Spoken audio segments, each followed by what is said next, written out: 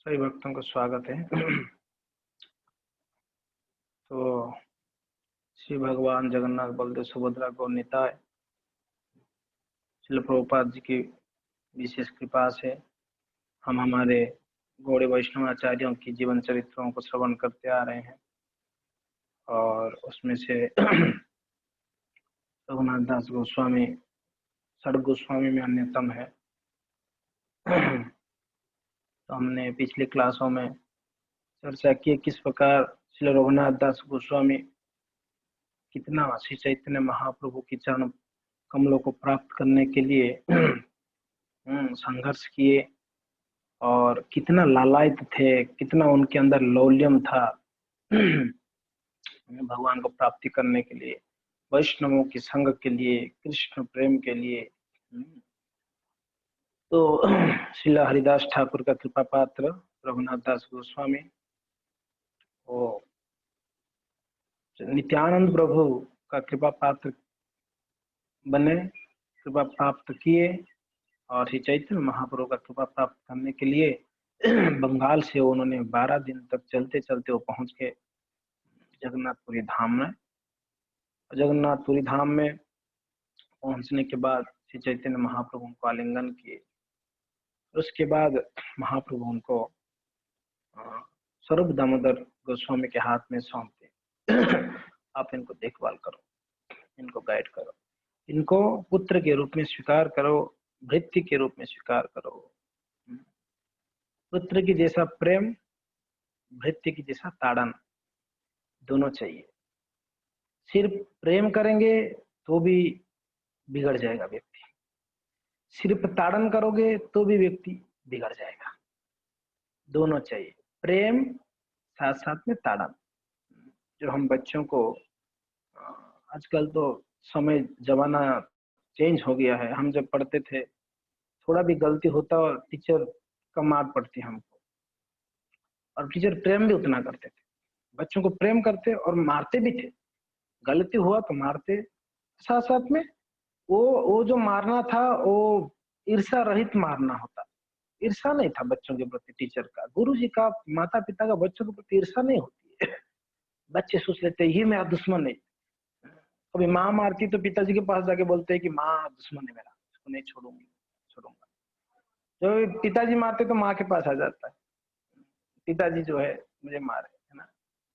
अगर पिताजी मारे, माँ मारे तो इसका मतलब यह कि हमारा जीवन में हम गलतियों को ना करे, आगे ना करे, इसके लिए हमको डांट फटकारते हैं, मारते हैं, ताड़ते हैं। तो ताड़न बहुत जरूरी है। और सिर्फ ताड़न भी नहीं चलेगा, रोज रोज प्रेम चाहिए।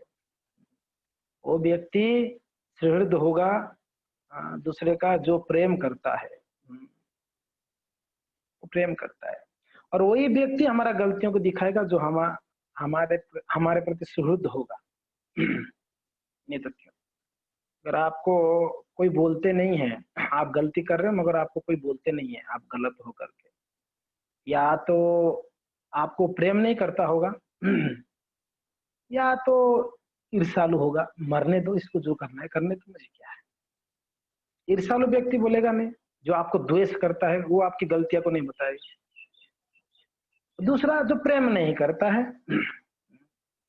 अगर आपकी गलतियां कोई बताते तो समझ जाओ वो आपका सुहृद व्यक्ति है, सबसे निकटतम व्यक्ति। आपके इस संसार में कोई मित्र है तो आपको वो व्यक्ति जो आपका गलतियां बताता है, वो आपका निजी व्यक्ति मान लो।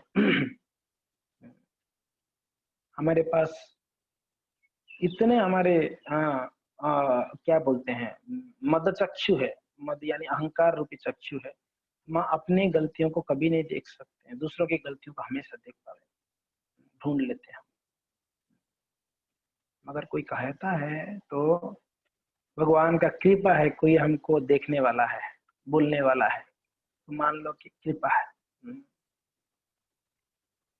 कहते हैं अगर आपको बोलने वाला अगर अभी आपको नहीं बोलता है, पहले आपको बोलते थे, आप गलती करते हो तो आपको ताड़ते थे, बोलते थे, डांटते थे, मगर अभी डांट नहीं रहे हैं, तो समझ जाओ कि आपका अपना व्यक्ति आपसे नाराज है। सिंपल, तभी वो नहीं बोलेंगे। अगर हमारा अपने व्यक्ति हमको डांटे नहीं तो समझ जाओ कि वो आपसे नाराज है। क्यों नहीं डांट रहे? डांटना चाहिए, मैं गलती कर रहा हूँ। तो यहाँ पर महाप्रभु ने स्वरूप दामोदर के हाथ में सौंप के बोले कि इनको पुत्र की जैसा प्रेम दो, भृत्य की जैसा, दास की जैसा इनको गाइड करो, तारण भी करो अगर गलती करेगा। उनके हाथ में दे दिए। फिर रघुनाथ को कहे आज से आप भृत्य यानी आप स्वरूप दामोदर गोस्वामी का सेवा करोगे। स्वरूप दामोदर स्वयं भगवान के पास रघुनाथ दास रहे। 5 दिन के बाद उनको लगा कि मैं भोगी हो गया हूँ, अभी मैं यहाँ नहीं खाऊंगा, मैं सिंह द्वार में जाके मांग के खाऊंगा। तो मांगना शुरू कर दिए, मांग के भिक्षा आसन करके खाते। महाप्रभु को पता चला, गोविंद कहे कि महाप्रभु रघुनाथ अभी जो है सिंह द्वार में जाके भिक्षा आसन कर। तो महाप्रभु ये सुनकर बहुत प्रसन्न हुए, बहुत प्रसन्न हुए। प्रसन्न होके बोले अच्छा हुआ रघुनाथ ने जो है वैरागी का जीवन का अपनाया, वैरागी का जो कर्तव्य हो कर रहा है वो बहुत बढ़िया। महाप्रभु फिर वैरागियों का उपदेश दिए, वैरागी कैसे होते हैं। फिर नेक्स्ट दिन रघुनाथ जो है स्वरूप दामोदर के पास आके पूछते हैं कि प्रभु पता नहीं चल रहा है, महाप्रभु मुझे क्यों घर छुड़वाए, मेरा कर्तव्य क्या है, तो कृपया आप पूछिए मेरे बिहाफ में, आप पूछिए। तो स्वरूप दामोदर गोस्वामी रघुनाथ को लेके आके महाप्रभु के पास आके कहते हैं महाप्रभु रघुनाथ जो है पूछ रहा है उसका कर्तव्य क्या है। तब महाप्रभु हंसते हुए कहते हैं अरे रघुनाथ मैं तो स्वरूप को सौंप दिया हूँ आपको, आपको कुछ भी पूछना है स्वरूप को पूछना है। मगर सुन लो, अगर आप मेरे से सुनना चाहते हो तथापि हमारा आज्ञा श्रद्धा यदि है हमारा ये वाक्य तबे करो निश्चय। अगर आप मेरे वाक्यों में श्रद्धा है, मेरे आज्ञा में श्रद्धा है, तब आप निश्चित मेरे बात को मानना पड़ेगा, पक्का मानना पड़ेगा मैं जो बोलता हूँ। तैयार हो क्या? फिर महाप्रभु कहते हैं ग्राम्य कथा ना कहिबे, ग्राम्य कथा ना सुनिबे, ग्राम्य वार्ता ना कहिबे, भालो ना खाइबे और भालो ना पारिबे। फिर महाप्रभु कहते हैं ग्राम्य कथा ना सुनिबे, ग्राम्य वार्ता ना कहिबे, भालो ना खाइबे, भालो ना पारिबे। ग्राम्य कथा बड़ा खतरनाक है। अगर बैरागी होके भक्त होके ग्राम्य कथा देखिए, जब कौन थे माधवेंद्र पुरीपाद, माधवेंद्र पुरीपाद जब निवास करते थे वृंदावन में, तब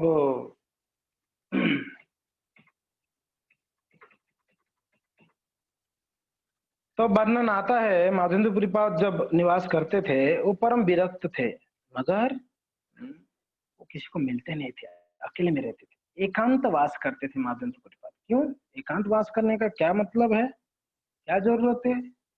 तो यहाँ पर कृष्णदास कविराज गोस्वामी कहते हैं इस प्यार में,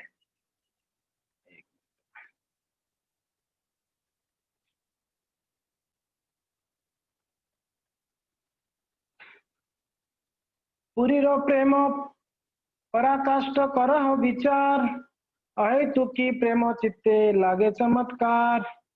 माधवेंद्र पुरीपाद का प्रेम के बारे में, पराकाष्ठा के बारे में विचार करो बोल रहे हैं कृष्णदास कविराज गोस्वामी। अहेतुकी प्रेम चित्ते लागे चमत्कार, वो प्रगाढ़ प्रेम था भगवान के प्रति उनका। मगर कहते हैं परम विरक्त मौनी सर्वत्र उदासीन, ग्राम्य वार्ता भय द्वितीय संगहीन। परम विरक्त मौनी और सर्वत्र उदासीन, कोई चीज के प्रति आसक्त नहीं था, मगर वो रहते थे कैसे? द्वितीय संगहीन, कोई दूसरा संग नहीं करते, अकेले रहते। ग्राम्य वार्ता भय, भय क्या था उनका कि कहीं ग्राम्य वार्ता कैसे ना कैसे आ ही जाता है ना, हे न जन गोपालेर आज्ञा मृत पान पाय सहस्र क्रोश आसी बुले चंदन मांगिया। वो विरक्त व्यक्ति भगवान का आदेश पाकर इतना दूर गए चंदन लाने के लिए, मगर वो भय, एक चीज के प्रति उनका भय था, ग्राम्य वार्ता के लिए। आज के समय पर ये मोबाइल इतना इतना हमारे भजन में बाधा है। कुछ दुस्संग है तो इस समय पर मोबाइल है, कुछ अगर दुस्संग है, क्या वो आवाज नहीं आ रहा है क्या? आप आवाज ऑन करिए, वो उनका आवाज नहीं आ रहा है। इसमें उनको करके देंगे तो अच्छा है। पता नहीं उधर कौन है गांव में। रत्ना माता जी का वो ऑडियो ऑन नहीं है, इसके लिए उनका आवाज नहीं आ रहा है। मैं प्रभु रत्ना माता जी को फोन करके बोलो कोई ऑन ऑन करेंगे उनका ऑडियो। वो सुन नहीं पा रहे, वो 3-4 भक्त वहां पर बैठे हुए हैं। कोई फोन कर सकते हैं, दुर्गा माता जी या उमेश प्रभु जी फोन करके बोलिए। यस। तो भय था किसके लिए? ग्राम्य वार्ता। तो हम ये कह रहे थे अभी के समय पर हमारा सबसे बड़ा दुश्मन कोई है तो हमारा मोबाइल है, सबसे बड़ा दुश्मन। सत्य बात है, गलत बोल दिया मैंने? ये मोर देन 100% सत्य है मैं जो बोल रहा हूँ। कितना बाधक है पता है? ये मोबाइल हमारा प्रीचिंग को कितना इफेक्ट किया है। खास करके पहले खास करके हम जब यूथ प्रीचिंग करते थे, बड़ा आसान था हमको प्रीचिंग करने के लिए। अभी यूथ को प्रचार करना बड़ा मुश्किल है, क्योंकि उनके पास समय नहीं है, मोबाइल है। टाइम नहीं है उनके पास, मोबाइल है।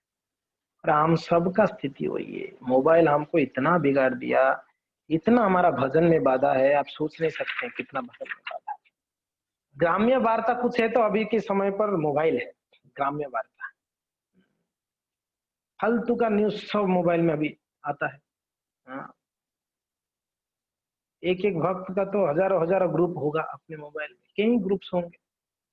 समाज का ग्रुप्स, घर का ग्रुप्स, द्वार का ग्रुप्स, ऑफिस का ग्रुप, मंदिर का ग्रुप, और कितने कितने मैसेजेज आते हैं, बाप रे बाप। और सिर्फ व्हाट्सएप नहीं है, सिर्फ व्हाट्सएप नहीं है, फेसबुक है, ट्विटर है, यूट्यूब है। सर्प है ये, सर्प, जहरीला सर्प है मोबाइल। इसके लिए सांप को जो कंट्रोल करने वाला होता है ना, सफूरा क्या बोलते हैं, जो सांप को कंट्रोल कर लेता है, पकड़ लेता है। तो जब तक आपके पास वो, उसके पास मंत्र होता है, उस सांप को भस्म करने का मंत्र होता है। तो हमारे पास ऐसा कोई मंत्र नहीं है, ये मोबाइल को भस्म करने का कोई मंत्र है आप लोग के पास? बताओ, मुझे भी थोड़ा बताओ, कोई मंत्र है तो। बहुत खतरनाक। जो भक्त बचे हुए हैं, हाँ, तो अच्छा है। जो फंस गए हैं बहुत बुरा है। जितना जरूरत पड़े उतना यूज करना चाहिए, उससे ज्यादा नहीं। बहुत खतरनाक है। और ग्राम्य वार्ता आया इसके लिए मैं चर्चा कर रहा हूँ। ग्राम्य वार्ता ना कोई भी ना सुनी भी, ये दोनों काम हो रहा है अभी मोबाइल से, घर में बैठे बैठे कर रहे हैं हम लोग। ग्राम्य वार्ता कहना, ग्राम्य वार्ता सुनना, दोनों चीज हो रही है। ग्राम्य वार्ता देखना भी हो जाती है। कहने के लिए मना किए महाप्रभु, सुनने के लिए मना किए, और देखना भी हो रहा है अभी आजकल मोबाइल के कारण। बहुत डेंजरियस है। तो इसके लिए महाप्रभु यहाँ पर उपदेश देते हैं कि बैरागी जो है वो ग्राम्य कथा ना कहिबे, ग्राम्य वार्ता ना सुनिबे, ग्राम्य वार्ता ना सुनिबे, और ভালো না খাইবে আর ভালো না পারিবে। ভালো না খাইবে আর ভালো না পারিবে। अच्छा खाना नहीं, अच्छा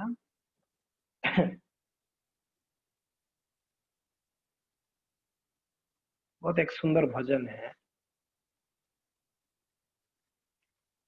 हरिये प्रपंच पड़िया गति होइया, ना देखी उपाय अगति रगति शरणे शरण तुम्हारा कोरिनु सारा। प्रपंच पढ़िया अगत्य होइया और ना देखी उपाया। ए हरि हे भगवान, इस संसार में गिर गया हूँ और अगति होइया। अभी मैं, मुझे तो कोई गति नहीं दिख रहा है, कोई रास्ता दिख नहीं रहा है। अभी क्या रास्ता दिख रहा है हम लोग को? कोई रास्ता नहीं दिख रहा है। ना देखी उपाय, और कोई उपाय भी नहीं है मेरे पास। कोई रास्ता दिख नहीं रहा है, कोई उपाय दिख नहीं रहा है। इस संसार में गिर गया हूँ। अगति रगति चरण शरण, बस एक ही अगतियों का गति। जिनको गति नहीं है उनके लिए गति क्या है? आपका चरण है। तुम्हारा करिनुसार करम गोय ज्ञान किछु नहीं मोर, साधन भजन नहीं। इतना मेरा कर्म फूटा हुआ है भगवान, किछु नहीं मोर, कुछ भी नहीं है मेरा, मेरा खुद का कुछ नहीं रह गया है। ना साधन है ना भजन है। क्या नहीं है? साधन भजन नहीं, तुम्हें कृपामय मैं तो कंगाल, अहे तू की कृपा चाहिए। आप तो कृपामय है प्रभु, आमी तो कांगाल। कांगाल यानी एक नंबर का बैंक ड्रफ्ट, कांगाल को कहते हैं। कुछ नहीं है, बिल्कुल कांगाल हो गया। अहेतु की कृपा चाहे, बस एक ही मेरा चाह है, एक ही मेरा इच्छा है, आपका अहेतु की कृपा कब होगा? फिर कहते हैं वाक्य मनोवेग क्रोध जीवा वेग उदर उपस्थ वेग मिलिया सब संसारे भाषाए दिए छे परम उद्वेग। वाक्य मनोवेगो क्रोधा जीवा वेगो उदरो उपस्थ, 6 प्रकार के वेग बोल रहे हैं। वाचो मनसो जीवा उदर उपस्थ, इस सारा वेग है। वाचो वेगम मनस क्रोध वेगम जिभा वेगम उदर उपस्थ वेगम मिलिया है सब। ये सब इकट्ठा होके क्या किए? मुझे संसारे भाषा है, मुझे संसार में बिल्कुल इस कम से उस कम बसा रहे हैं। कोई नदी में लहर में आ गया, नदी की झोंके से, तो वो तैर रहा है, उसके लिए कोई सहारा नहीं है। और प्रभाव बहुत जोरदार है, बहुत जोरदार प्रभाव है नदी में, और उसको कोई किनारा नहीं मिल पा रहा है। आप हरिद्वार में जाएंगे, हरिद्वार के थोड़ा ऊपर जाइए, ऋषिकेश। ऋषिकेश में गंगा जी का जो प्रभाव है बहुत तेज है, बहुत तेज। और वहां पर अगर कोई गंगा में पानी में आ गया बीच में, तो उसको किनारा मिलना बड़ा मुश्किल होता है, इतना तेज पानी में उसको बहा के ले जाता है। तो ऐसे ही हम लोग कौन सी नदी में तैर रहे हैं? वाक्य मनो वेग और क्रोध जिवा वेग उदर उपस्थ वेग, ये सारा वेगों की जो नदी में हम जो है तैर रहे हैं। और दिए थे परम उद्वेग, और बहुत उद्वेग भी दे रहे हैं, बड़ा कष्ट दे रहे हैं ये सब हमको, अलग अलग प्रकार की वेग। फिर आगे कहते हैं अनेक जतने सब दमने छाड़ी अच्छी आशा में, अनेक जतने सब दमने। हे प्रभु, ऐसी बात नहीं है कि मैंने प्रयास नहीं किया, बहुत प्रयास किया। अनेक जतने, बहुत प्रयास किया मैंने, ये सब दमन है, ये सबको दमन करने के लिए मैंने बहुत ट्राई किया, मगर छाड़ी अच्छी आशा में अभी बिल्कुल मैं हार गया हूँ। अभी मैं बिल्कुल हार गया, अभी मेरे बस की बात नहीं है। मैंने बहुत प्रयास किया, मगर हर दिन हर क्षण मुझे मेरे इंद्रियां मुझे बिल्कुल सता रहे हैं। सभी इंद्रियां मुझे भोग के और अट्रैक्ट कर रहे हैं। अनाथ अनाथेर नाथ डाकी तब नाम एखनो भरोसा तुम्हें। तो देखिए यहाँ पर कहा गया ना, ग्राम्य कथा ना सुनिबे, ग्राम वार्ता ना कहिबे, भालो ना खाइबे और भालो ना पारिबे। इसी बात को यहाँ पर कहा गया है। अच्छा अच्छा चीज खाने को इच्छा हो रहा है, जीवा के बेग है, अच्छा अच्छा चीज खाने की इच्छा है हम लोग,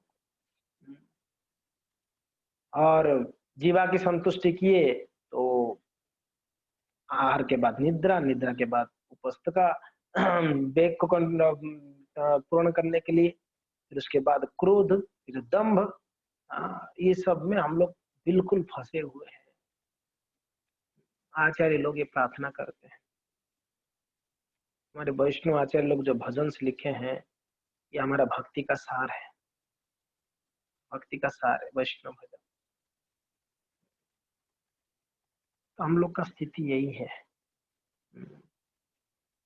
बस भक्त लोग एक चीज याद करिए, याद रखिएगा, मैं हमेशा कहता हूँ कि ठीक है हमारा इंद्रिय हमारे कंट्रोल में नहीं है, बहुत सारे अनर्थ भी है, चलेगा, बहुत अनर्थ चलेगा, हमारे इंद्रिय हमको बहुत जगह में फंसाना चाह रहा है, तू भी कहीं जन्म जन्मांतर चलेगा, क्योंकि ना यही करते आ रहे हैं। मगर एक चीज है जो हमको कृष्ण की चरण कभी नहीं दिलाएगा, वो क्या है? कपटता।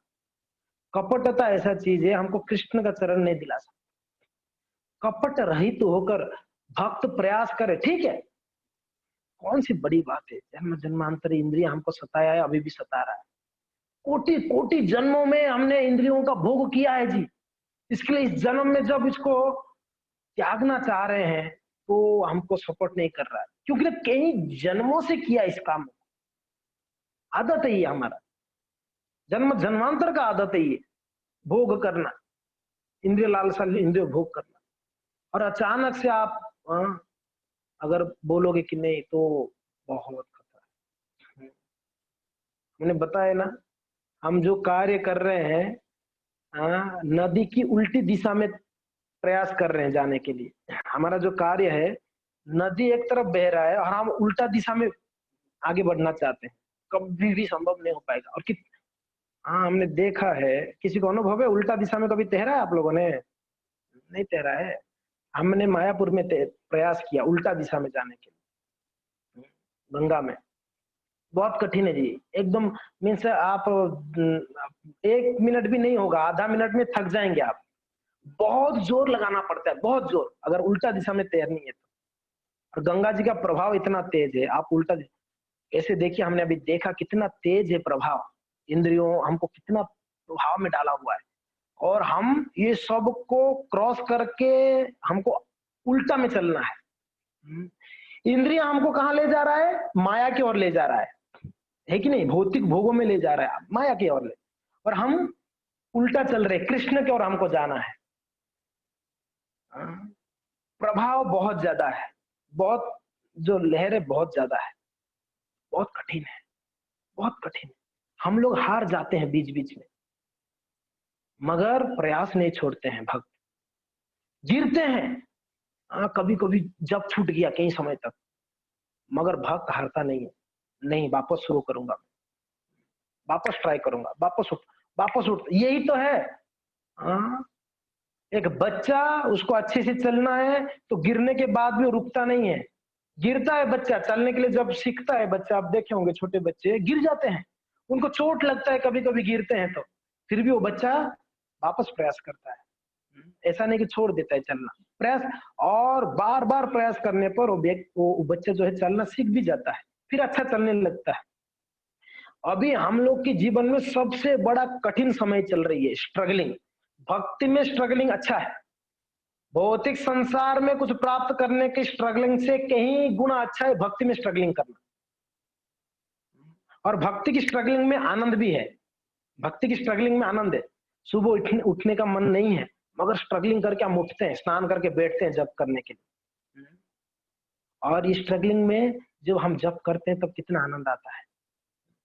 चलो मैंने प्रयास किया, भगवान ने, मैंने 16 माला हुआ। भक्ति में स्ट्रगलिंग बहुत बढ़िया है, होनी चाहिए।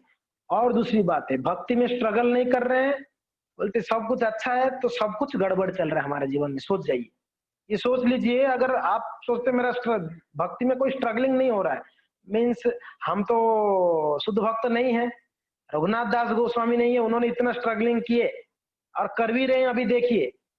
हम तो उस स्तर पे नहीं है, हमारा स्थिति बिल्कुल ही नगण्य है, और हमारा जीवन में स्ट्रगलिंग नहीं है, भक्त स्ट्रगलिंग नहीं करता है, भगवान हमारा स्ट्रगलिंग को देखते हैं, हमने कितना स्ट्रगल कर रहे हैं भक्ति में, कोई चीज को भगवान देखते हैं। तो हमने बहुत बड़ा चीज करने के लिए हमने जो है एक टारगेट ले लिया है, बहुत बड़ा, और बहुत उल्टा चीज है। हाँ, जो माया इस संसार में रह के, ठीक है, ऊपर की लोगों में, खास करके आप देवलोक के ऊपर के लोगों में जाएंगे, थोड़ा थोड़ा आसान है भक्ति, ऊपर की लोग में। आप देवलोक से ऊपर जाएंगे ना, आसान थोड़ा सा है। महर लोग, जनलोग, तपलोग, आगे ऊपर के लोग में जाएंगे, थोड़ा थोड़ा थोड़ा आसान हो जाती है भगवत भक्ति के लिए। वहाँ की मुनि ऋषि लोग बहुत बढ़िया से भजन करते हैं। ओहो हो, मगर हम जहाँ पर है ना, ये ऐसा खतरनाक दुनिया में हम लोग फंस गए अभी। यहाँ पर हर स्थिति में आपको बाधा है, हर स्थिति में बाधा है। जप करो बाधा है, अध्ययन करो बाधा है, कथा सुनने के लिए बाधा है, हर हर स्टेप में स्ट्रगलिंग है। देखिए हर एक भक्त का प्रश्न क्या है, मेरे जीवन में इतनी स्ट्रगलिंग है, क्यों? क्योंकि ना ये समय ऐसा है, कलयुग है। सत्य होता तो भी चलता, सत्य द्वापर त्रेता भी होता ना इस समय, इस भौतिक संसार में भी, तो भी कुछ थोड़ा बहुत हम भजन साधन अच्छे से कर लेते। मगर एक तो कलयुग में आए हम लोग, और दूसरा है भौतिक संसार में आगे, जहां पर भगवान कहते हैं दुखालय मां शाश्वत में। दुख देखिए, एसी में बैठ के, एसी में सोना बहुत आसान है, नींद अभी के समय की बात कर रहा हूँ, गर्मी में एसी में आप सोएंगे आपको अच्छा नींद आएगा, है कि नहीं? वही गर्मी में बिना एसी, बिना कूलर, बिना पंखा का सोई, वो स्थिति हम लोग का है। हम्म, एक कलयुग है, दूसरा है भौतिक संसार है, जहां पर ठंडक है ही नहीं है, गर्मी ही गर्मी है। भगवान बोल दिए कि यहाँ पर दुख है, ऐसा जगह पे है हम लोग हैं। क्या स्थिति होगा बताइए आप? तो इसके लिए आप ये मत सोचिए कि तो ये आसान क्यों नहीं हो रहा है, मैं प्रयास कर रहा हूं, आसान हो जाना चाहिए ना मेरे लिए। होगा नहीं, जीवन जीवन भर स्ट्रगलिंग है, ये आप नोट कर लीजिए, जीवन भर स्ट्रगलिंग रहेगा भक्ति में। कभी मत सोचो कि मेरा जीवन में बिल्कुल शांति से मैं भजन कर लूंगा, स्ट्रगलिंग होगा। भक्त सोचते हैं कि प्रभु जी बस भक्ति में आने के बाद क्यों दुख आ रहा है, भक्ति में नहीं था दुख आया अलग बात है, अभी आने के बाद भी दुख आ रहा है मेरे जीवन में। भक्ति में आने के बाद तो दुख नहीं आना चाहिए ना। मैं आपको बताता हूँ, भक्ति में आने के बाद ज्यादा दुख आएगा, ये माइंड में फिट कर लीजिए आप लोग, भक्ति में आने के बाद ज्यादा दुख आएगा, भगवान और ज्यादा दुखों में डाल देंगे हम। एक भगवान का परीक्षा है, दूसरा हमारा कर्म ज्यादा ज्यादा कटता है, फटाफट कट। भगवान चाहते हैं इसी जन्म में कटे इसका कर्म, बहुत लंबा समय के लिए परेशान ना हो, और जन्म जन्म लेने का जरूरत नहीं, उसको जल्दी जल्दी जो भी किया है बुरा कार्य अच्छा कार्य कट जाए उसका फटाफट। तो हम ये कह रहे थे कि बहुत स्ट्रगलिंग है, खास करके इंद्रियों को। इस संसार में दिग्विजयी लोग हैं, हुए हैं, सिकंदर जैसे लोग हुए हैं, मगर जिन्होंने पूरा संसार को जीत लिया है, ऐसे ऐसे लोग हैं, चक्रवर्ती सम्राट हुए हैं, मगर लोग, राजा लोग, बड़े बड़े लोग अपने इंद्रियों को जीत नहीं पाए, इंद्रियों को नहीं जीत पाए, इंद्रियों का गुलाम रहे। वो पूरा संसार को अपना गुलाम में रखे, मगर वो खुद अपनी इंद्रियों की गुलाम में रहे। बहुत बड़ी चीज है। तो इसके लिए मत सोचिए भक्त की बहुत आसान है।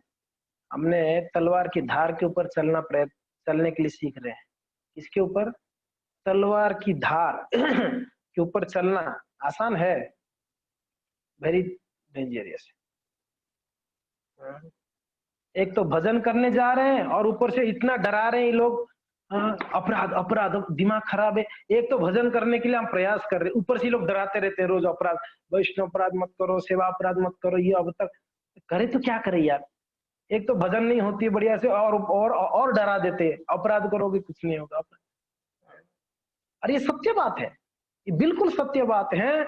हम जो कार्य को किए हैं, कर रहे हैं, उस अगर अपराध करेंगे तो इस कार्य में हमारा प्रगति रुक जाएगी, कठिन हो जाएगा। तो इसके लिए भक्तों बिल्कुल किसी भी हाल में, कोई भी परिस्थिति में किसी को निरुत्साहित नहीं होना, ये ध्यान रखिएगा। बहुत स्ट्रगलिंग है हमारा जीवन में, बहुत स्ट्रगलिंग है। लोग पैसा के लिए स्ट्रगल कर रहे हैं, लोग सुंदर स्त्री के लिए स्ट्रगल कर रहे हैं, लोग घर के लिए स्ट्रगल कर रहे हैं, मगर हम लोग कृष्ण के लिए स्ट्रगल कर रहे हैं। आप भूलिएगा मत इस चीज को, हमने किसके लिए स्ट्रगल कर रहे हैं? हम कृष्ण के लिए स्ट्रगल कर रहे हैं, हम भगवान के चरण कमलों को प्राप्त करने के लिए स्ट्रगल कर रहे हैं। अभी भगवान के प्रति क्या प्रेम है बताइए?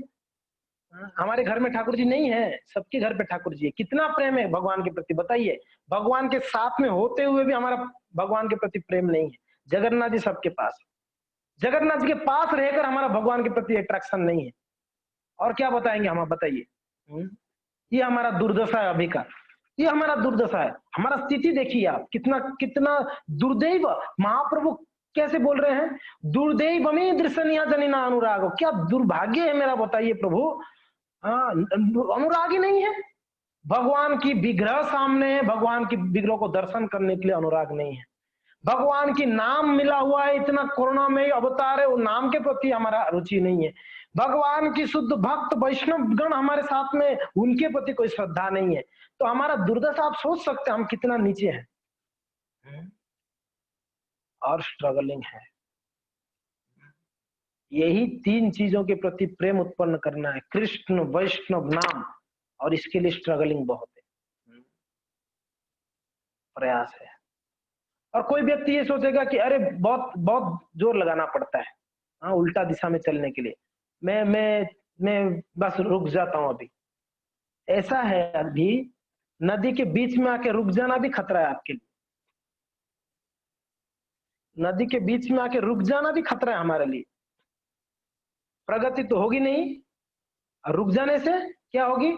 ये जो इंद्रियां हैं ऐसे प्रभावित हो रहे हैं, हमको ऐसे गिरा देंगे। अभी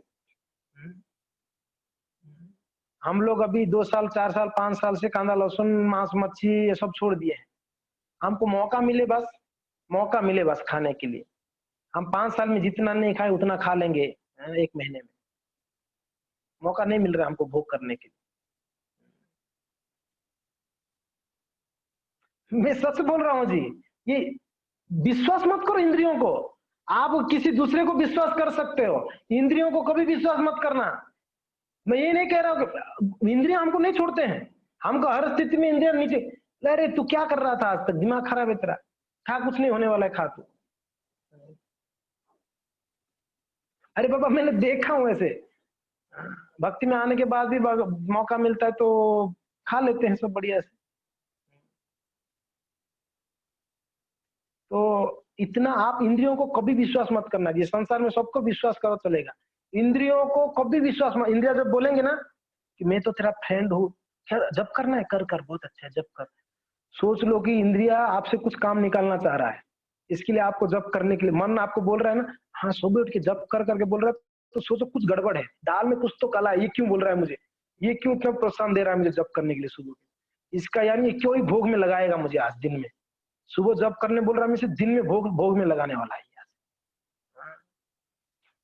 भक्ष्यान महाराज इसलिए बोलते हैं सुबह उठ के ही किससे, जूते से पीटो मन को, सुबह उठ के ही जूते से मारो, रात को सोने से पहले झाड़ू से मारो। कब भी विश्वास मत करिएगा इंद्रियों को। आप सांप को विश्वास कर लेना, सांप को चलेगा, मगर इंद्रियों को मत करना। सांप को विश्वास भी कर लोगे चलेगा, मगर इंद्रिया इतनी खतरनाक है, इसको विश्वास योग्य नहीं है ये लोग। हमको हर क्षण इस संसार में डुबाने के चक्कर में ये लोग हैं, कैसे इसको लपेट में लेके इसको नीचे गिराऊं, बस यही प्लानिंग करते हैं। महाप्रभु इतने स्ट्रांग क्यों बात कर रहे हैं यहाँ पर, क्या जरूरत है? महाप्रभु जानते हैं, रघुनाथ को बोल रहे हैं इतने स्ट्रांग, महाप्रभु जानते हैं रघुनाथ खतरनाक है, अपनी श्रवण इंद्रिया को ध्यान रखना, कभी ना सुनी वो। कभी भी आप क्या करो, ग्राम्य कथा ना सुनी वो, कभी मत सुनना, ये विश्वास मत करना, ये कान को बड़ा खतरनाक है ये।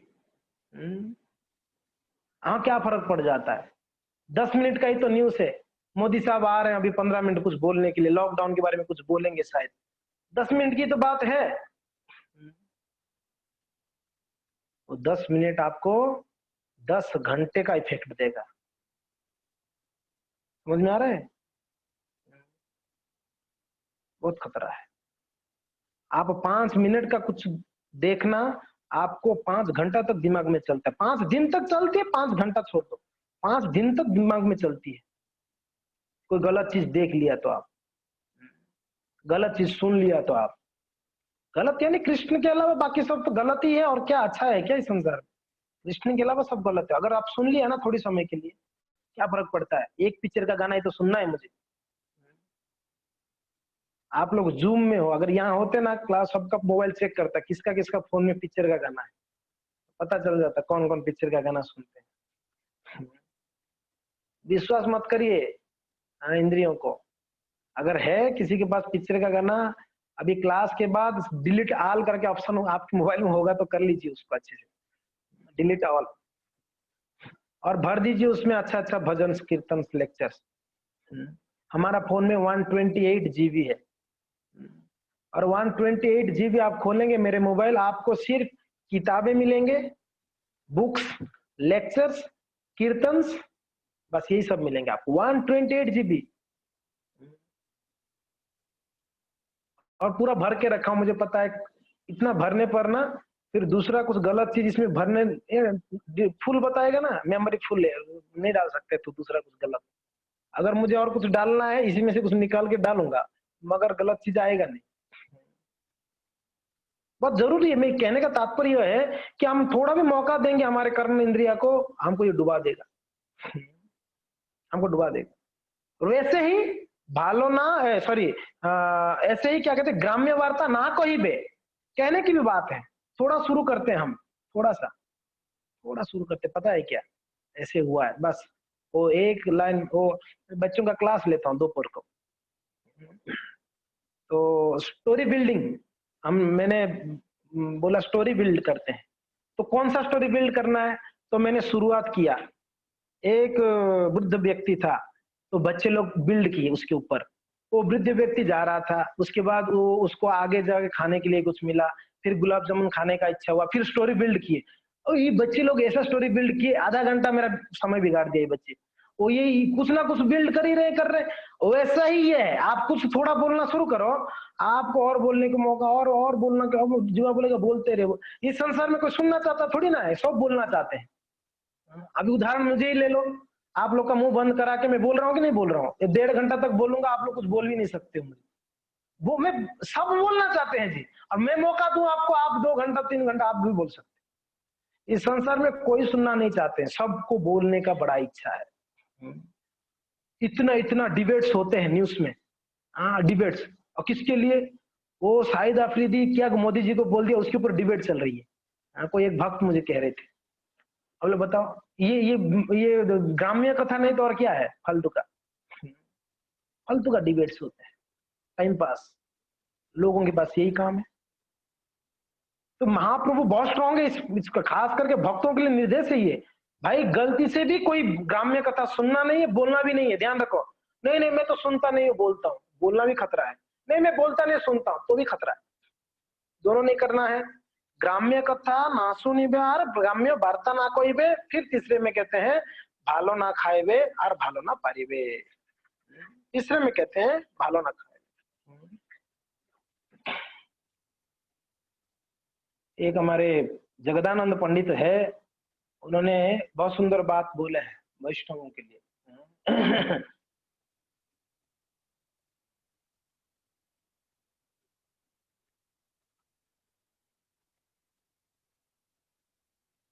गया वाला, बहुत सुंदर बात कहते हैं, कुछ 4-5 प्यारे हैं, वैरागियों के लिए कह रहे हैं, भक्तों के लिए। वैराग्य भाई, ग्राम्य कथा ना सुनिबे काने, ग्राम्य वार्ता ना कहिबे, जब मिलिबे आने। भैया भैया करके बोल रहे हैं, भाई साहब ध्यान रखो, क्या ए वैष्णव गण है, वैष्णव है, वैरागी भाई, ग्राम्य कथा ना सुनिबे काने और ग्राम्य वार्ता ना कहिबे, जब मिलिबे आने, जब सब मिलते हो ना कभी, तो बोलना क्या है, ग्राम्य कथा बोलना नहीं, सुनना नहीं है। स्वपने ना करो भाई स्त्री संभाषण, गृहे स्त्री छाड़िया भाई आसियत से बनो। अरे सब तो छोड़ के आए हो भजन करने के लिए, आप आकर वापस वही सब चर्चा है। अभी हम लोग ने जब ज्वाइन किए, हमारा क्या इच्छा है भक्ति में आने के बाद, अच्छा भक्त बनने का इच्छा है, इसके लिए तो भक्ति में आए हम लोग, है कि नहीं, टाइम पास के लिए थोड़ी ना आए हम लोग, अच्छा भक्त बनेंगे आए, और वो सब तो छोड़ के आए हो आप भक्त बनेंगे, और इसमें भी आप ये सब तमाशा करोगे तो कैसे होगा। लेकिन भैया सब कुछ छोड़ के आए हो भजन करने के लिए, आपको कृष्ण प्राप्ति करना है, थोड़ा ध्यान रखना पड़ेगा आपको। हाँ, स्वप्ने में भी स्त्री संभाषण, यहाँ स्त्री संभाषण यानी स्त्री के बारे में या माया के बारे में, माया को स्त्री रूप दिया गया है यहाँ पर, स्त्री यानी माया। भक्त को कभी भी स्त्री संभाषण नहीं करे। यदि चाहो प्रणय राखिबे गौरांगेर सने, छोटा हरिदास कथा थाको जेन मने। अगर आप चाहते हो चैतन्य महाप्रभु गौरांग महाप्रभु को कृपा प्राप्त करना है, तो हमेशा ध्यान रखना छोटा हरिदास का कथा, भालो ना खाइबे और भालो ना पारिबे, हृदय ते राधा कृष्ण सर्वथा सेविबे। छोटा हरिदास कथा थाके जन मने। ध्यान रखना, छोटा हरिदास, छोटा हरिदास के बारे में आप सब सुने ही है, मैंने बताया भी था छोटा हरिदास। छोटा हरिदास ने महाप्रभु को भोजन बनाना था, ठीक है। जो गोविंद थे, गोविंद महाप्रभु के सेवक बोले कि आप जाके थोड़ा अच्छा चावल लेके आओ ना महाप्रभु के लिए, सुगंधित चावल, भगवान का भोजन बनेगा तो सुगंधित चावल लाना है। तो कहाँ से मिलेगा? बोले कि आप जाओ, जो सिक्की माई थी है ना, उसकी बहन, उसकी भगिनी बहन है, उसका नाम क्या है? माधवी देवी। आपको बताया था ना, महाप्रभु का 3.5 लोग जो है मुख्य पार्षद है, अंतरंग पार्षद है महाप्रभु का। स्वरूप दामोदर गोस्वामी, राय रामानंद, तीसरा सिक्की माई थी, और चौथा एक स्त्री है, इसके लिए उनको आधा गिना गया है। हाँ, वो माधवी देवी थी। 3.5 लोग महाप्रभु का अंतरंग पार्षद है, ये लोग ज्यादा प्रिय पार्षद है। बहुत सारे, मगर ये 3.5 ज्यादा। अभी ये माधवी देवी कौन थी? सिक्की माई थी, माधवी देवी, दोनों महाप्रभु के अंतरंग पार्षद है एक प्रकार से, ठीक है। छोटा हरिदास को बताया कि आप जाके माधवी देवी से ले आओ चावल, उनके पास बासमती राइस है, सुगंधित राइस है, श्वेत राइस, व्हाइट कलर का राइस, अच्छा राइस बनना चाहिए। तो हरिदास के, छोटा हरिदास एक भक्त थे महाप्रभु के, गए, महाप्रभु का पार्षद थे वो भी। देखो महाप्रभु ने कितना बड़ा शिक्षा दिए। गए वो, कहाँ गए? माधवी देवी। और माधवी देवी कौन थे? उनका वर्णन आता है, वृद्ध, साध्वी और भगवान के प्रति बड़े प्रेम। एज था 70 से 75 साल की, बूढ़ी थी माधवी देवी, जवान कन्या नहीं थी, बूढ़ी थी। और साध्वी, महासाध्वी थी। नहीं तो महाप्रभु की पार्षद कैसे हो गई अगर साध्वी नहीं होती? तो महासाध्वी, भगवान के प्रति अटूट श्रद्धा प्रेम था, भक्ति था माता जी का। उनके पास गए सब, छोटा हरिदास बोले कि चावल देंगे महाप्रभु के लिए, माधवी देवी को। माधवी देवी चावल दी, चावल दे देते, पूछे सब ठीक है ना? हाँ बस, सब ठीक है करके पूछी, इन्होंने बोला हाँ सब ठीक है। थोड़ा बातचीत हो गई, ठीक है। ये लेके आए चावल, चावल गोविंद बनाए, महाप्रभु आए, भोजन किए, तो महाप्रभु बहुत प्रसन्न हुए। अरे इतना सुंदर, एकदम मुलायम मुलायम राइस, एकदम सॉफ्ट राइस, इतना अच्छा राइस, एकदम सुगंधित राइस कहाँ से आया? हमारे पास तो नहीं था, ये राइस कहाँ से लाया? बोले कि वो माधवी देवी के पास से लाया गया। महाप्रभु बोला अच्छा, कौन कौन लेके आया? बोले कि छोटा हरिदास। महाप्रभु कुछ भी नहीं बोले, महाप्रभु खा लिए प्रसाद। प्रसाद भोजन करने के बाद महाप्रभु गोविंद को बुलाए, बोले गोविंद, मैं आज से छोटा हरिदास को त्याग दिया हूं, उसको गलती से भी मेरे पास आने मत देना, छोटा हरिदास। तो गोविंद, महाप्रभु क्यों, क्या हो गया? महाप्रभु को पूछ भी नहीं सकते, अभी भगवान है।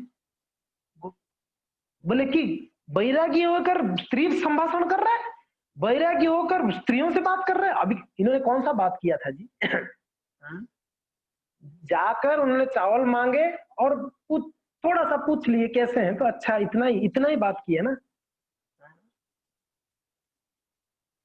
महाप्रभु त्याग दी, लेकिन नहीं, ये वैराग्य का धर्म नहीं है, इनको मैं स्वीकार करता हूं। उनको बोल, आप विश्वास नहीं करेंगे भक्तों, चैतन्य चरितामृत में बड़ा आश्चर्य वर्णन है। महाप्रभु ने इतने कठोर हो गए छोटा हरिदास के प्रति। देखिए, अंदर से छोटा हरिदास के प्रति बड़े प्रेम था, बाहर से कठोर था। नहीं, मैं स्वीकार, हुआ क्या पता है? नित्यानंद प्रभु स्वयं आके रिक्वेस्ट किए कि उसको, उनको माफ कर लो, और 2-3 दिन तक तो उन्होंने खाना पीना छोड़ दिया छोटा हरिदास। जब तक महाप्रभु का कृपा नहीं होगी तब तक मैं खाऊंगा। अन्न जल दोनों त्याग दिया। ऐसा आप लोगों ने कभी किया? मैं जब तक जगन्नाथ जी का कृपा नहीं होगी, जब तक महाप्रभु का कृपा नहीं होगा, जब तक वैष्णव का कृपा नहीं होगा, तब तक अन्न जल त्याग देता हूं मैं। कभी ऐसा प्रण लिया हम लोगों ने? देखो छोटा हरिदास, महाप्रभु की कृपा नहीं प्राप्त हुई तो इतना स्ट्रॉन्ग, रो रहे हैं बस, मगर महाप्रभु गंभीर थे, गोविंद भी कंप्रोमाइज नहीं। इसके लिए नियमों में कभी कॉम्प्रोमाइज नहीं।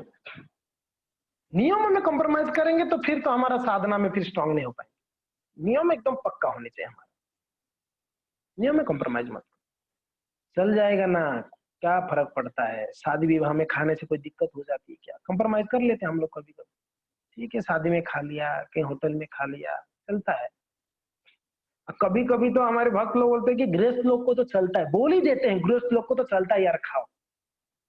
अच्छा कहाँ पर बताया गया गृहस्थ लोग को चलता है? आप मुझे निकालो बताओ, कौन सी भागवत में है, चैतन्य चरितमृत में, गीता में कहाँ लिखा गया है कि गृहस्थ लोग को चलेगा? यहाँ पर महाप्रभु सबके लिए बोल रहे हैं। महाप्रभु रे भक्तगण रे वैराग्य प्रधान बताया गया, महाप्रभु के सभी भक्तों के लिए उपदेश है, सभी के लिए स्ट्रांग नियम है। तो इसलिए ऐसा मत सोचिए कि कुछ नियम अलग है। हाँ घर गृहस्थ में नियम हो सकता है, ब्रह्मचारी आश्रम में रहेंगे, मंदिर के आश्रम में, गृहस्थ अपने घर पे रहेंगे, ये नियम है। अपने बच्चे स्त्री के साथ रहते हैं, उनको काम करना पड़ता है, वो ठीक है। मगर ऐसा नहीं है कि अपने भक्ति के नियमों को तोड़कर कॉम्प्रोमाइज कर हम वो सब करेंगे, नहीं नहीं नहीं नहीं। भक्ति की विधियों को हूबहू पालन करना पड़ेगा, एज इट इज। उसमें कुछ मिलावटी नहीं है, कुछ निकालना नहीं है।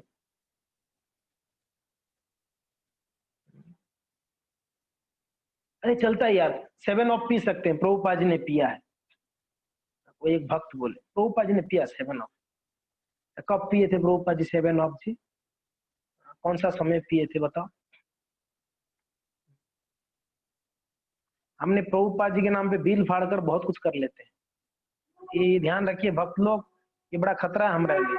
हम किसी किसी उच्च पदवी की भक्तों का सहारा लेते हुए हम गलती करते हैं हमेशा। वो प्रभु जी बोले थे ना ऐसे कर सकते हो, वो प्रभु जी किए थे, प्रभुपाद जी बोले थे। हमने तो ऐसे ढिंडोरा मारते हैं पूछो मत। प्रभुपाद जी ने बोला था, कहाँ बोले थे? हमारा प्रश्न है कहाँ बोले थे, आप मुझे बताइए कहाँ बोले थे। प्रभुपाद जी जो बताए सब कुछ है, सब कुछ नोट डाउन है, कहाँ बोले थे प्रभुपाद जी करने। प्रभुपाद जी कई चीजों में कभी कॉम्प्रोमाइज नहीं किए, रूल्स में नो कॉम्प्रोमाइज। महाप्रभु ऐसे ही थे, महाप्रभु कभी कॉम्प्रोमाइज नहीं करते कोई चीज में, ना मीन्स ना। भक्ति में कोई कॉम्प्रोमाइज, भौतिक संसार में हमको बहुत जगह पे कॉम्प्रोमाइज करनी पड़ती है। घर पे पत्नी के साथ कॉम्प्रोमाइज करनी पड़ती है, बच्चों के साथ कॉम्प्रोमाइज, ऑफिस में जाते हैं तो जॉब में भी कॉम्प्रोमाइज है, वर्करों के साथ वो करना पड़ता है, करना पड़ेगा भी। वहां कॉम्प्रोमाइज नहीं करोगे तो फिर आप जी नहीं पाओगे संसार में। भक्ति में कॉम्प्रोमाइज नहीं, नियमों में कॉम्प्रोमाइज नहीं, साधना में कॉम्प्रोमाइज नहीं। 16 है तो 16 माला करना पड़ेगा हमको, उसमें कॉम्प्रोमाइज नहीं, उस चीज में कॉम्प्रोमाइज नहीं। भागवत श्रवण में कॉम्प्रोमाइज नहीं, हाँ सेवा में कॉम्प्रोमाइज नहीं, उस सब में तो महाप्रभु ने नहीं नहीं नहीं स्वीकार की। अब क्या क्या बताएं, नित्यानंद प्रभु आके रिक्वेस्ट किया, और नित्यानंद प्रभु कौन है? स्वयं बलराम है, आके रिक्वेस्ट कर रहे हैं कि महाप्रभु माफ कर। नित्यानंद प्रभु के साथ में कौन थे? और एक कोई वरिष्ठ भक्त थे, नाम मुझे पता नहीं, शायद महाप्रभु के गुरु की तुल्य कोई थे, अद्वैताचार्य थे कोई थे, मुझे एग्जैक्ट नाम याद नहीं है। आए रिक्वेस्ट करने के लिए, महाप्रभु गोविंद को बोले गोविंद मुझे लगता है कि हमको यहाँ पर रहने के लिए नहीं देंगे लोग, चलो हम निकलते हैं यहाँ से, निकलते हैं यहाँ यहाँ रहने के योग्य नहीं हमारे, हम चलते हैं, यहाँ ठीक नहीं लग रहा। मैंने मना कर दिया एक बार, बार बार आके सब रिक्वेस्ट करने का क्या मतलब। नहीं स्वीकार की महाप्रभु। हुआ क्या, छोटा हरिदास जाके त्रिवेणी संगम में प्राण त्याग दिया, स्वीकार नहीं किया महाप्रभु। छोटा हरिदास त्रिवेणी संगम में गए, जाकर प्राण त्याग दिया। बहुत ध्यान रखें,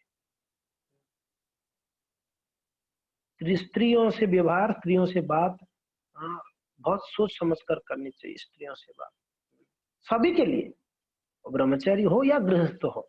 अपनी स्त्री के अलावा बाकी स्त्रियों से बात करते हैं, बड़ा हाँ संभाल कर बात करना पड़ेगा। जरूरत जरूरत है तो क्या बात कर रहे हो भी, अगर वो सामने स्त्री है, उसकी हस्बैंड होगा तो ज्यादा अच्छा है, बात करना चाहिए, अकेले में बात नहीं। माधवी देवी वृद्ध थी बेचारी, साध्वी थी ना। यहाँ पर सिर्फ शिक्षा, ये शिक्षा है। लो को शिक्षा, हमारे शिक्षा के लिए महाप्रभु ने ऐसे किया। महाप्रभु वहां कॉम्प्रोमाइज करते तो आज सारे सन्यासी कॉम्प्रोमाइज करते। महाप्रभु कॉम्प्रोमाइज नहीं किए, इसलिए विष्णु जन्म महाराज जी जाके प्राण त्याग दिए कॉम्प्रोमाइज में। तो महाप्रभु कहते हैं ग्राम्य कथा ना सुनिबे, ग्राम्य वार्ता ना कहिबे, भालो ना खाइबे और भालो ना पारिबे। अच्छा ड्रेस हम कल कह रहे थे ना, देखिए अच्छा ड्रेस हम क्यों पहनते हैं? दूसरों को अट्रैक्ट करने के लिए। किसके लिए अच्छा ड्रेस किसके लिए पहनते हैं? दूसरों को अट्रैक्ट करने ही पहनते हैं। और किसके लिए पहनते हैं? मगर पता है बहुत ज्यादा डिस्टरबेंस हम खुद स्वयं ज्यादा डिस्टर्ब रहते हैं अगर कुछ नया पहने तो। 10 बार वो कपड़ा को देखते हैं ठीक ठाक है कि नहीं, 10 बार मन उसमें ही जाता है, बराबर है ना, ठीक है ना, पूरा ध्यान उसी के ऊपर। सरल पहनना चाहिए भक्तों को, सरल। भालो ना पाए, भालो ना खाएबे, भालो ना पारिबे। भालो ना खाएबे, प्रसादी खाना है। तो हम आपको बताए थे ना कि देखिए मैं एक प्रभुपाद जी का तात्पर्य कहता हूँ आपको। एक जगह में प्रभुपाद जी कहते हैं, प्रभु कहे सन्यासी र भक्ष्य न है उपकरण, या खाइले के छे ये इंद्रिय वारण। तात्पर्य में प्रभुपाद जी कहते हैं उपकरण शब्द चावल के साथ खाए जाने वाले दाल, तरकारी तथा नाना प्रकार के भोज्य पदार्थों को सूचित करने वाला है, किंतु सन्यासी के लिए ऐसे स्वादिष्ट व्यंजन खाना उचित नहीं है। यदि वह ऐसा करता है तो अपनी इंद्रियों को बस में नहीं कर सकता है। चैतन्य महाप्रभु, अगर हम ज्यादा खाते हैं तो भी हमारे इंद्रिय बस में नहीं रहता है, ये कहा जा रहा है। चैतन्य महाप्रभु सन्यासियों को स्वादिष्ट व्यंजन खाने के लिए प्रोत्साहन नहीं देते थे, क्योंकि सारा वैष्णव संप्रदाय वैराग्य विद्या अर्थात यथासंभव वैराग्य भाव का अनुशीलन करने वाला है। कोई भक्त कहते प्रभु जी प्रसाद है ना, प्रसाद है ना, खा सकते हैं ना, प्रसाद है, प्रसाद है। कितना आप प्रसाद मानते हैं बताइए, कितना हम प्रसाद मानते हैं प्रसाद को? महाप्रसाद है, गोविंद है, मानते हैं क्या? महाप्रसाद को गोविंद उतना रेस्पेक्ट करते हैं कि हम, आप बताइए। हम प्रसाद को भोग वस्तु के हिसाब से स्वीकार कर लेते हैं। प्रसाद के रूप, अगर प्रसाद के रूप में स्वीकार करते तो कितना रेस्पेक्ट होगा। हम कभी प्रसाद को वेस्ट नहीं जाने देते, और खाते समय एक एक ग्रास में हमको भगवान का स्मरण होता। हमको एक एक ग्रास में स्मरण क्या हो रहा है, मेरे प्लेट में 2 ही गुलाब जामुन क्यों है, उसकी प्लेट में तो 4 देखा था बाजू वाले का, मेरे प्लेट में 2 क्यों डाला गया। संडे फिस्ट में कभी कभी संडे फिस्ट में रसगुल्ला बटा जा रहा है और देख दिया बाजू वाले का 2 है और मेरे प्लेट में 1 ही डाला गया। वो पूरा प्रसाद के टाइम पे उसका टेंशन ये रहता है, इसको 2 कैसे मिला, मुझे 1 ही क्यों मिला, ये परेशानी। प्रसाद मानते तो हम तो स्वीकार कर लेते।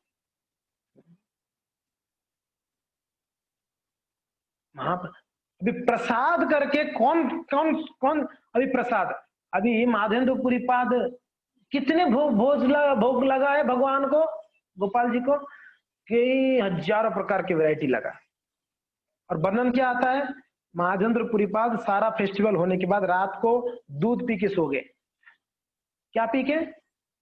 सारा फेस्टिवल हुआ, सबको खिलाया, सबको ये किए परोसे, और स्वयं क्या किए, उनका जो नियम था दूध पी के सोए। ऐसा नहीं कि चलो सबको खिला तो मैं भी खा ले। कहने का तात्पर्य है, देखो हम माधवेंद्रपुरी बात को नकल करने नहीं बोल रहे हम आप लोग, हम ये कह रहे हैं हमको जितना जरूरी है, हमारा साधना करने के लिए हमारा उदर भरण चाहिए, साधना करने के लिए उतना हमको स्वीकार करनी चाहिए भोजन। और बास अभी भर के खाया, गोलगप्पे सामने आ गया तो मार दो, चले देखा जाएगा, गोलगप्पे मार दो। बाद में चाट आ गया तो वो भी चाट लिया, फिर बाद में वो क्या क्या आ गया, जिलेबी आ गया तो जिलेबी भी मार दो, फिर रसमलाई आ गया वो भी डाल दो। ये क्या, ये पेट है कि क्या है ये? कोई डब्बा है क्या, सब डालते जा रहे हो डालते जा रहे हो। पेट है तो पेट की भी थोड़ा ध्यान तो रखना पड़ेगा ना बाबा। वो हमारे एक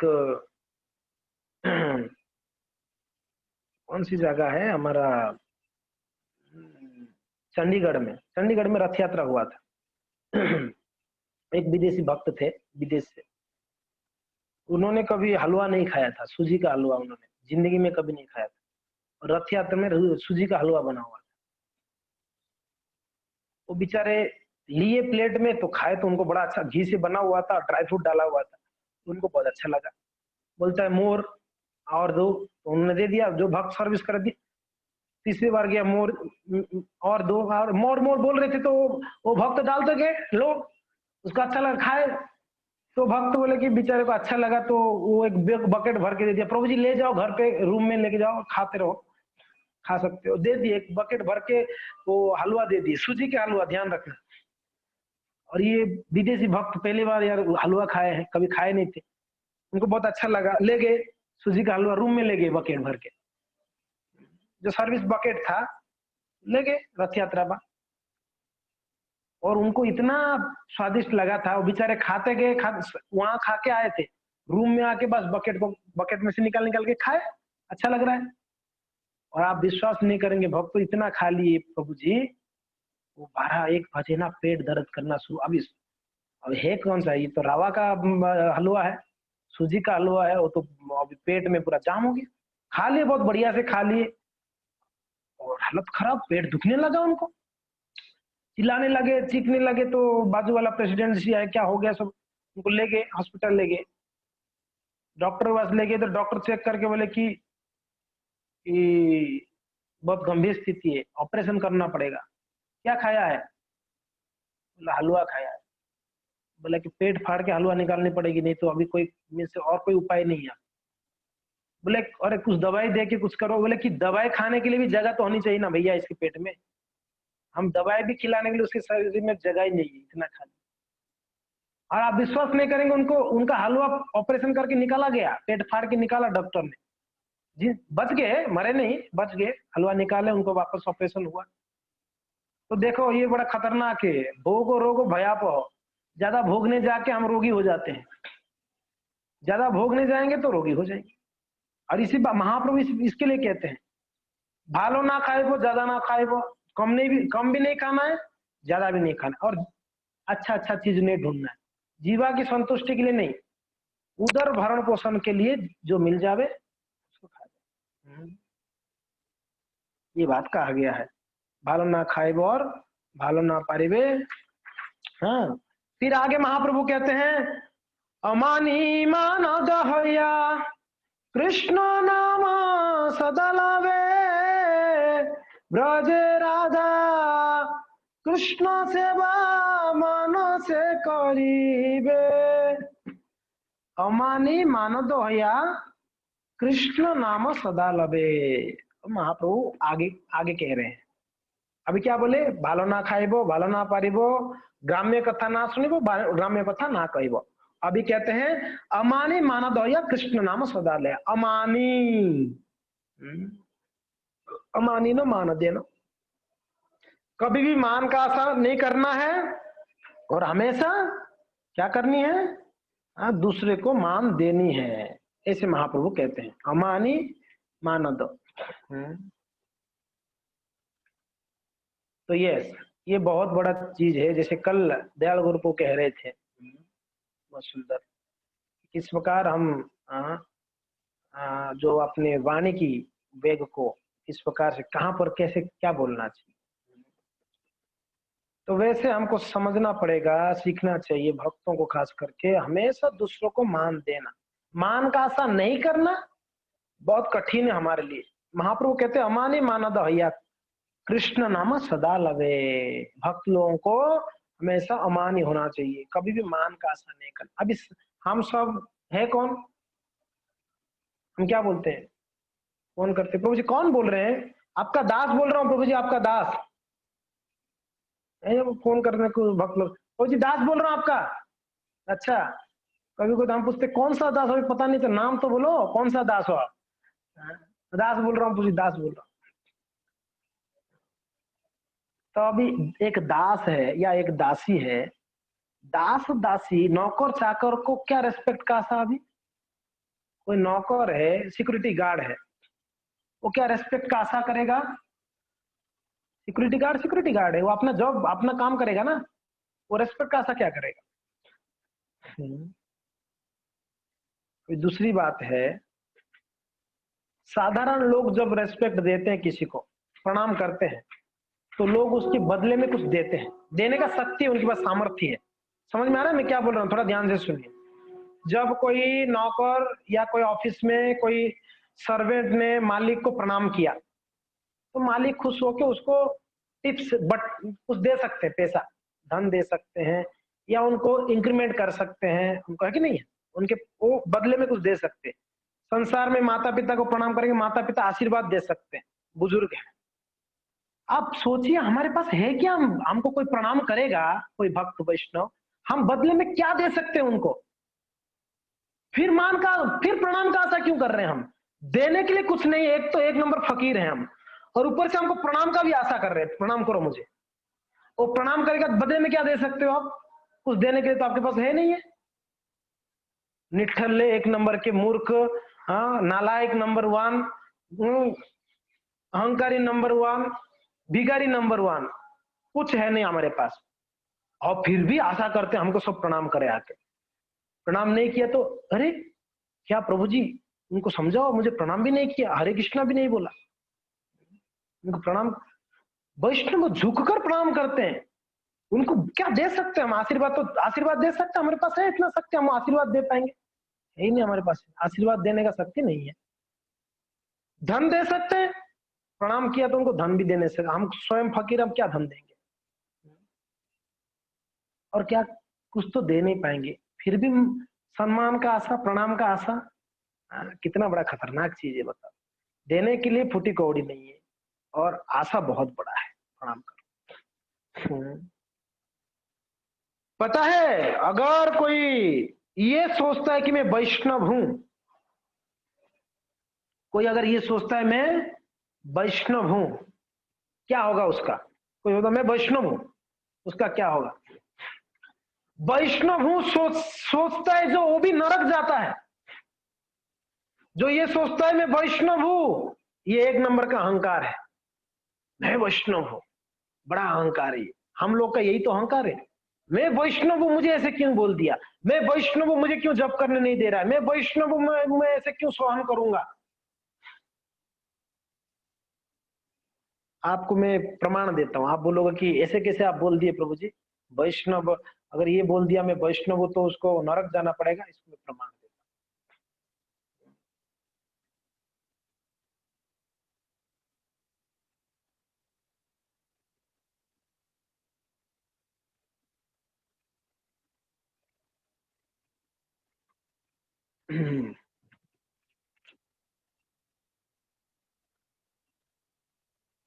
भक्ति विनोद ठाकुर कहते हैं, बहुत सुंदर एक भजन लिखते हैं, अमित वैष्णव बुद्धि होइले अमानी ना होबे आमी। और वैष्णव करके जब सोच लिया हम, तो हम कभी भी अमानी नहीं हो सकते हैं। क्यों, वैष्णव हो करके सोच लिया तो आपको रेस्पेक्ट चाहिए, मैं वैष्णव हूं मुझे प्रणाम करो, मैं वैष्णव हूं मुझे रेस्पेक्ट दो, वैष्णव हूं साधु हूं मैं, क्या आपने हमने सोच लिया ना मैं वैष्णव हूं। आमी तो वैष्णव ये बुद्धि होइले अमानी ना हबे आमी, कभी भी अमानी हो नहीं सकता है कोई व्यक्ति अगर वैष्णव सोच लिया तो। प्रतिष्ठा सासी हृदय दूषिबे होइबे निरयगामी। अमृत भाष्य में कहते हैं भक्ति विनोद ठाकुर, जब सोच लिया कोई व्यक्ति में वैष्णव हूं तो क्या होगा, वो तो कभी भी अमानी नहीं हो सकता है, और प्रतिष्ठा सा हृदय दुषिबे, उसके हृदय में प्रतिष्ठा आके बैठ जाएगा। जब सोच लिया मैं वैष्णव हूं, ऐसे प्रतिष्ठा हृदय में बैठ जाएगा, अभी मुझे मान सम्मान चाहिए, प्रतिष्ठा चाहिए।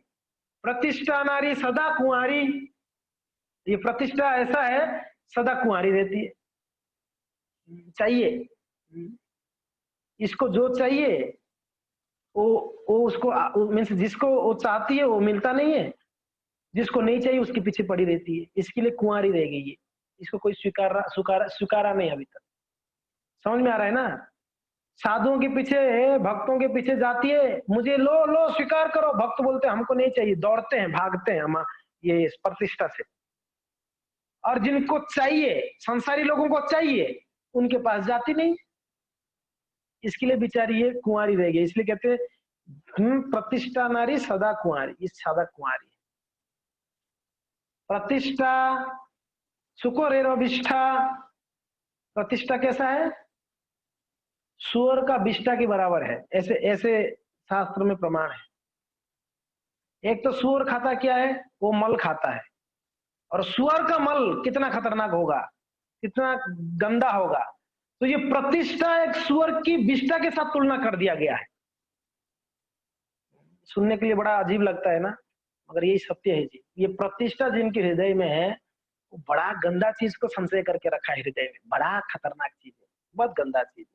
तो प्रतिष्ठा सा हृदय दोषी बे हई बे ना निरयगा में। जब प्रतिष्ठा हृदय में आ गया, उसको भजन करने नहीं देगा। प्रतिष्ठा के कारण अहंकारी बन जाएगा, अहंकारी के कारण अपराध करेगा, अपराध के कारण भजन नहीं होगा, भजन नहीं होगा तो कहां जाएगा? अहंकार के कारण अपराध किया, भजन नहीं हो रहा है, इसके लिए निरय गत्वा जाएगा। कहां? नरक में जाएगा। निरयगामी, नरकगामी हो जाएगा। ये सोचना भी बड़ा खतरा है। एक तो बोलते हैं कि हम वैष्णव है, दूसरा बोलते हैं ये सोचना भी अपराध है। ये खुद सोचना भी खतरा है। भक्ति बड़ा सूक्ष्म है, इसको समझ पाना बड़ा मुश्किल है। भक्ति बड़ा सूक्ष्म है। ये चीजों को जो समझ गया है, वो भक्ति में बहुत दृढ़ हो जाता है। वो जान लेता है क्या गलत है क्या सही। जो जान नहीं पाता है, नवशिखियों का ये प्रॉब्लम है। जो ये सब सीखे नहीं है, वैष्णव सदाचार आदि को ज्ञान नहीं है, वो लोग कुछ भी बोल देते, कुछ भी खा लेते, कुछ भी कैसे भी किसी से भी रह जाते हैं, कुछ भी कर लेते हैं। तो हम वैष्णव बने हैं, शरणागत, गुरु की शरण लिए हैं, लेने वाले हैं। इसके लिए हमको ये सब सूक्ष्म चीजों को समझना बहुत बहुत जरूरी है। सूक्ष्म चीज को समझे बिना प्रगति नहीं करेगा। निज श्रेष्ठ जानी उचिष्टादि दाने हबे अभिमान भावे। क्या बोल रहे हैं?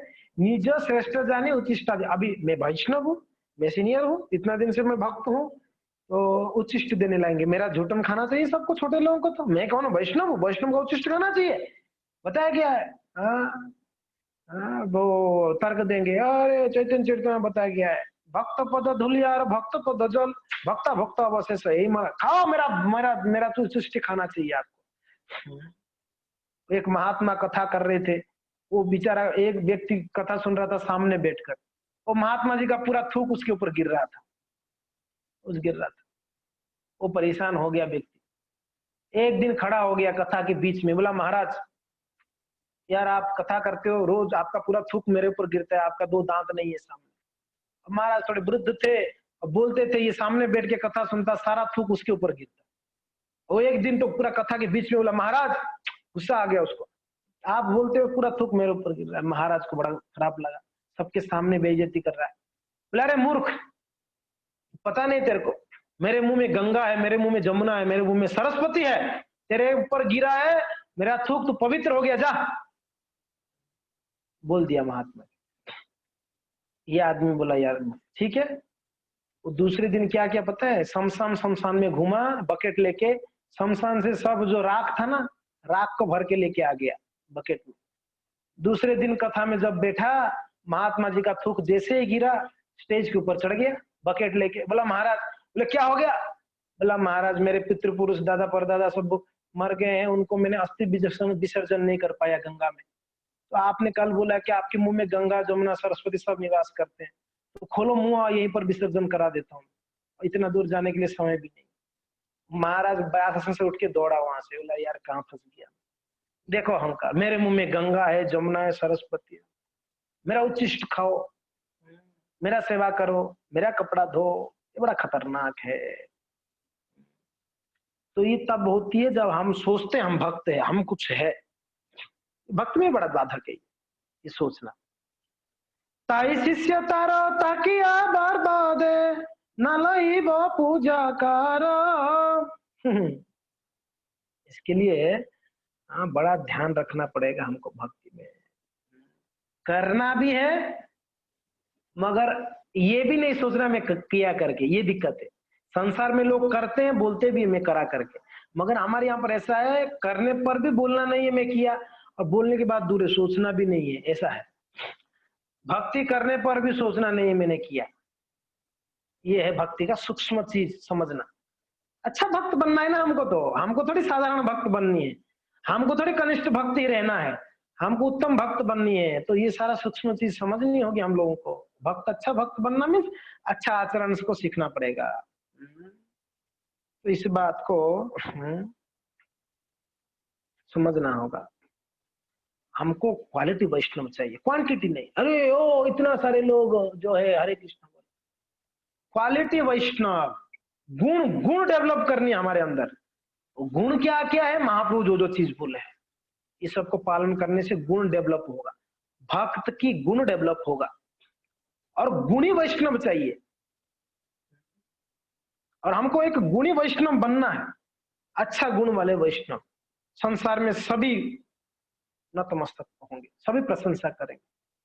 और साधारण वैष्णव बनना ठीक है, कर रहे हैं, जा रहे हैं, समय होने पर कर लेते हैं, वो साधारण वैष्णव। और हम लोग को सीरियस वैष्णव, गंभीर वैष्णव बनना है। इसके लिए भक्तों को बड़ा सूक्ष्म चीजों को समझना होगा। तो महाप्रभु इस बात को बोले कि बेटा अमानी माना दोहैया कृष्ण नामो सदा लभे। और पता है, ये जो मद और मात्सर्य, अहंकार और जो ईर्ष्या, ये प्रकट होता है ये अमानी मानद नहीं होने पर। आप रेस्पेक्ट नहीं दोगे, अहंकार बढ़ेगी। रेस्पेक्ट का आशा करोगे तो अहंकार बढ़ेगा और ईर्ष्या भी बढ़ेगा। रेस्पेक्ट नहीं दिया और दूसरा किसने दिया तो आपका ईर्ष्या बढ़ेगा। वो क्यों, उसको क्यों प्रणाम किया, मुझे क्यों नहीं किया, ईर्ष्या बढ़ जाएगी। तो ये सबसे बड़ा बाधक भक्ति में ईर्ष्या और अहंकार। ईर्ष्या और अहंकार जो है इसी से मिलता है। इसलिए हमेशा मान दो, कभी मान का आशा मत करो। इससे क्या होगा, अहंकार भी नहीं, कई भक्तों का प्रश्न, अहंकार से कैसे बच्चे के, सभी को सम्मान करो, छोटे बड़े हमारे समझकम सभी को सम्मान करो, और उसके बदले में सम्मान का बिल्कुल आशा मत करो। तो आपके अंदर कभी अहंकार नहीं आएगी, कभी नहीं आएगी। अगर सम्मान मिल रहा है, all glories to Guru Maharaj Prabhupada, सम्मान को ट्रांसफर करो, स्वयं मत रख लो। हाँ देखा, ये जानता है मुझे बराबर, ये समझ गया मुझे, मैं कितना बड़ा हूँ, मुझे प्रभु जी आप बहुत अच्छे भक्त है। अला हाँ, ये जानता है, फर्स्ट क्लास जानता है ये मुझे। अच्छा भक्त बोला ना, नहीं, आप अच्छा भक्त होकर के बोला कि आप बहुत अच्छे भक्त हैं, all glories to Srila Prabhupada, अच्छे भक्त प्रभुपाद जी। हमने ट्रांसफर कर दो सम्मान को, आपके पास सम्मान आएगा, ऐसा नहीं है नहीं आएगा, आएगा। कभी कभी जैसे कल गौरव दयाल गौर बोल रहे थे ना, कभी कभी झूठा सम्मान भी हो जाती है, मिलती है, और हम सोच लेते हैं कि ये सत्य है। झूठा प्रशंसा कोई कर लेता, हम सोच लेते हैं कि सच में मैं अधिकारी हूँ, हाँ सही में हूँ तो सही। अच्छा गाना नहीं आता है, हाँ हमारा, हम गाएंगे तो भाग जाएंगे लोग, गधा जैसा स्वर है हमारा, फिर भी कोई बोलता अरे प्रभु जी क्या गाया आपने, हाँ सही में ना, हाँ ये समझा मुझे बराबर, स्वीकार कर। ये भी बड़ा खतरनाक। तो झूठा प्रशंसा को भी स्वीकार नहीं करना है, और सही प्रशंसा को भी स्वीकार नहीं करना, ट्रांसफर करनी, ऊपर ट्रांसफर कर लो, गुरु वृंद को, वैष्णव वृंद को, प्रभुपाद जी को ट्रांसफर करो, उनकी कृपा है। ऑलरेडी साधना नहीं हो रही है, भजना नहीं हो रही है, अध्ययन नहीं हो रही है, परेशान है हम, ऊपर से और थोपेंगे हमको और अहंकारी बनाएंगे, ये मान सम्मान, तो क्या होगा हमसे बताइए। ऑलरेडी परेशान है हम लोग, होती नहीं है, बड़ा दिक्कत होती है, और ऑलरेडी हम मान सम्मान में फंस जाएंगे तो फिर भजन कहाँ हो पाएगा। बहुत सूक्ष्म है, इस बातों को ध्यान रखना चाहिए भक्तों को। तो महाप्रभु कहते हैं बेटा रघुनाथ अमानी मानद होया, देखो अभी मैं जो बोल रहा हूँ उसको पालन करना पड़ेगा आपको, क्योंकि ना आपने पूछा तो मैं बोल रहा हूँ, पालन करना पड़ेगा।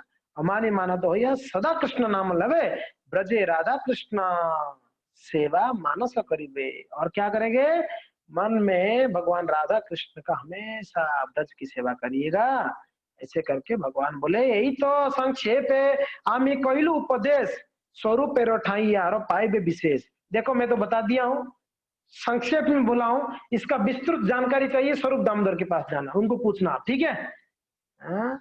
सुनादपि सुनिश्चय न तरोरपि सहिष्णु न अमानी न माने ना कीर्तन्य सदारी। मैं संक्षेप में बोल दिया इस बात को आपको, आप चले जाओ। एतो सुनिए रघुनाथ बंदीला चरण महाप्रभु कैला तारे कृपा लिंगन। ये सुन के ही रघुनाथ एकदम स्वीकार कर लिए, महाप्रभु मैं इस सबको मेरे जीवन में आचरण करूंगा। हाँ, हाथ जोड़कर महाप्रभु की चरण वंदना किए, महाप्रभु उनको आलिंगन किए प्रेम से।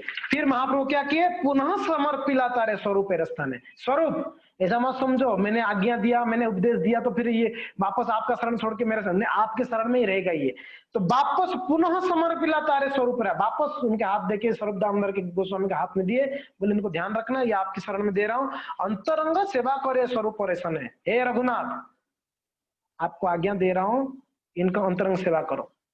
अंतरंग सेवा क्या है, सेवा तो सेवा होता है, अंतरंग सेवा जैसे कहते हैं ना, भगवान का अंतरंग सेवा में था मैं, यानी भगवान का डीटी का रात्रि स्वयं सेवा, जगाने का सेवा, जो पर्दा बंद पीछे जो सेवा होती है उसको अंतरंग सेवा कहते हैं।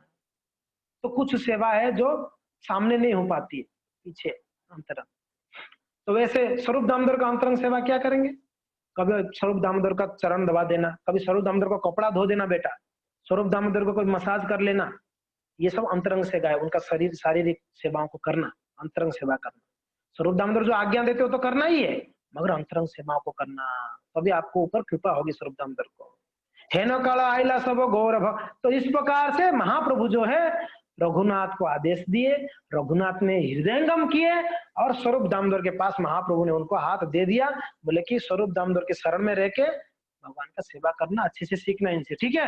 ऐसे करके महाप्रभु बोले अभी रघुनाथ स्वरूप दामोदर के पास रहे, अभी होने वाला क्या है, अभी रथ यात्रा का समय आ रहा था। रथ यात्रा का समय पर जो रघुनाथ की गांव जो आए थे ना ये लोग, कौन, शिवानंद सेन, याद करिए, थोड़ा सा पीछे जाइए। शिवानंद सेन आए थे गांव से, जगन्नाथपुरी आ रहे थे कुछ भक्तों के साथ, वो भक्तों के मुखिया थे, उनके पिताजी कुछ 10 लोगों को भेजे थे, देख क्या और रघुनाथ शिवानंद सेन के साथ गया होगा। तो आके देखे शिवानंद सेन के साथ में रघुनाथ थे नहीं, तो लोग वापस चले गए थे। अभी शिवानंद सेन पहुंचे कहां पर, जगन्नाथपुरी में पहुंचे, देखे अरे रघुनाथ यहाँ पर है, तो रघुनाथ को मिलकर बोले कि अरे वहां पर आपके पिताजी बहुत ढूंढ रहे हैं आपको, पता है 10 लोग को भेजा था आपके पिताजी मेरे पास।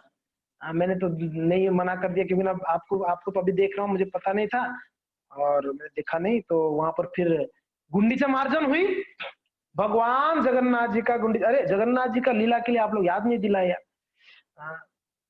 याद ही नहीं दिलाया आज, ठीक है कोई बात नहीं, करेंगे ओके।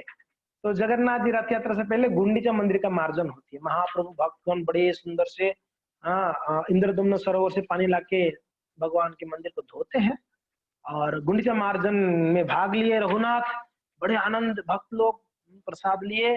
फिर रथ यात्रा के दिन अभी क्या होगा, अभी हम कल सुनेंगे। हरे कृष्णा कृष्णा कृष्णा हरे हरे, हरे राम